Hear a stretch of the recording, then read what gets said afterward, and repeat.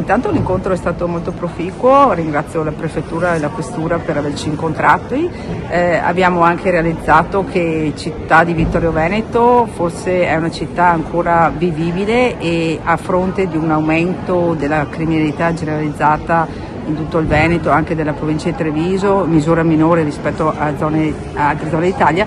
Diciamo che a Vittorio Veneto questo incremento è molto minore, quindi la percentuale dei dati di criminalità è molto basso. Quindi questo è stato un fattore positivo. Naturalmente oggi c'è stato anche un impegno dal punto di vista collaborativo con le forze dell'ordine, quindi noi continueremo a mettere in piedi, e lo stiamo già facendo, il coordinamento tra i nostri servizi sociali, la nostra polizia locale e naturalmente le forze dell'ordine che sono impegnate nel territorio.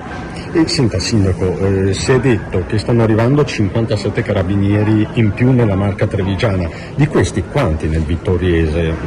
Sì, su per giù indicativamente 3 unità in più per la zona, per il comando di Vittorio Veneto, 2 sono già arrivati, però appunto se ne aggiungeranno altre 3 e questo ci gratifica, ci fa molto piacere e questo sicuramente sarà di aiuto per tutta quella che è la prevenzione della criminalità.